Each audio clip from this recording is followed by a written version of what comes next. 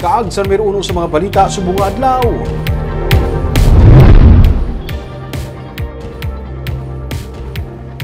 Nagdangat sa 30 tanan ka mga balay ang nagkalusunog sa Barangay 7 sa Bacolod City sang kagabi. Iban sa mga nasunugan, bago ilang nakapatukod sa balay gikan sa kwarta nga ginloan sa bangko ang iban. Wala may naluwas, kay ginunang ilang kabataan kag mga hinuptanan. Yaring report.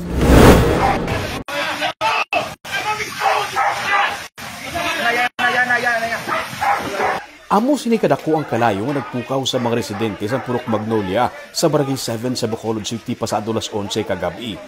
Wala makadali-dali sunod sa area ang mga bumbero bangod hindi kaigo ang fire trucks. May mga nagaparking pa nga mga salakyan sa higad sang karsada kag may mga sangasang kahoy nga nagabalabag sa dalan. Ang balay nanday Kea Romero nga isa ka teacher ang 7 pa lang kabulan nga nahuman. Ginloanan nila sang 250,000 pesos sa bangko sang iya nga mister nga isa man ka teacher para mabutangan sang second floor. Pero pila lang ka minutos, amo na lang sini ang nabilin. Ang masubo kay badayo na pagbayad nila sa loan pero ang balay naabo na. Pero wala gakadulaan sang pag-asa si Kea. Ang importante kuno, buhi sila. Utangan. Ano mo na? Ang kaamon, maging utangan naman para mapababawan. Amon ang ini? Oo. Ay na. Natapos na, gid na human na. Human na. Wala pa nga, isahan ka to eh. Sige lang, balik lang na. 7 months pa lang guro. Importante, buhi. Grabe. Ginatingwaan na lang nila nga makakuha pa sa mga scrap nga pwede mabaligya sa mga pagkabutang nga nagkalasunog. Ang bayaw ni Kea nga si Janaline, nagalantaw samtang ginaukay ni Kea ang mga sunog nila nga mga panapton, pati uniform sang iya nga anak, wala makaluwas. Recognition Day nila tani subong nga adlaw, pero wala sila maka-attend bangod na sunugan sila. Wagi na tani kuha ng recognition ti way ka-attend. Te moving up sa Martes. Ang ini naman nga balay nagaasu pa sa sulod. Kahapon, 2 pa ini ka floors kag may 6 ka mga kwarto. Subong, amo na lang sini ang nabilin.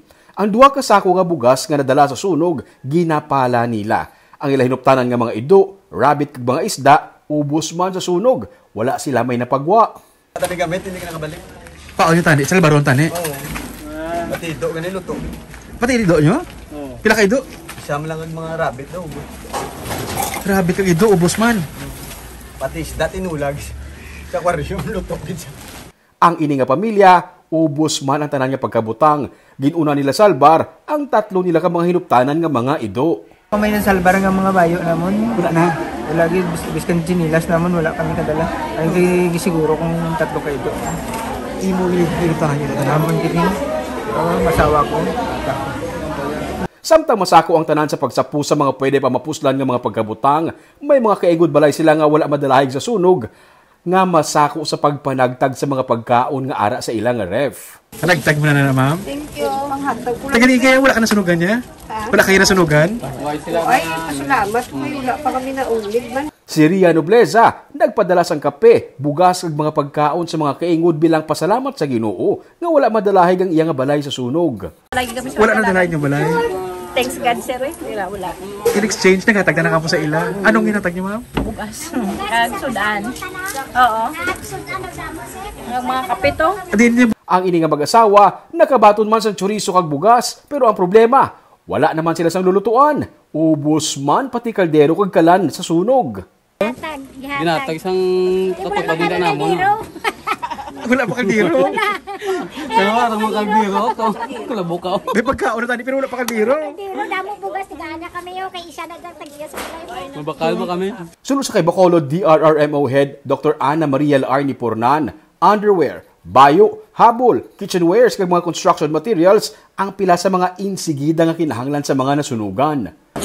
Food, no? Tapos may mga clothing kay especially mga underwears kay usually use schools why man ay kapadala underwear. So mahatag man kami. Pero kung may ara gusto ma-donate or mahatag ng mga underwears, slippers, kay laban-laban slippers nga nagkalaan. Kay wala sa Ang syudad ang nagpadala man kainas ang aga sa mga ulunan, galunan sa tubig kag mga folding bed para may magamit ang mga nagkalasunugan. Mabudlay man ang pagpasulod sa sining mga butang kaysa kagamay sa alagyan, pati kareto nga ginakargahan sa mga folding bed nagagutok.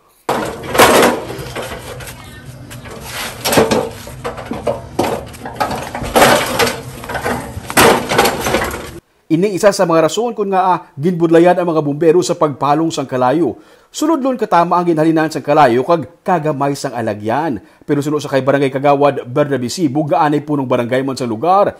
Hindi sila makapatuman sadto sang clearing operation sa area kay may mga nagapamalabag. May kaugalingon abing Homeowners Association ang mga residente sa lugar. Kag hindi man sila makabig ang mga informal settlers kay ginabayaran nila ang duta nga ginatindugan sang ilang mga balay. Isang before ginakayon ni isang barangay, hindi sila gusto mag-intra ang barangay kay private association sila. So slow down kita, but in reality ang tao sa barangay manyapon kadto sa ila kinahanglanon.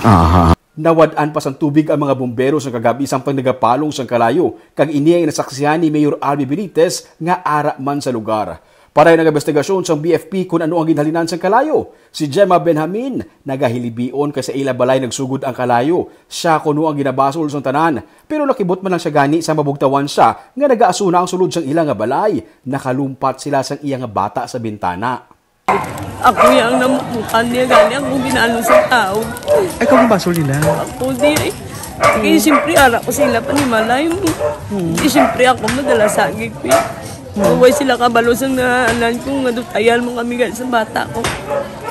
Para yun pang pag-isip sa mga nasunog ng mga balay. As of 10 a.m., 30 na tanan ka mga balay ang nasunog sa listahan. Ang mga evacuees sa daycare center anay, temporaryo nga nagatinir sa karon.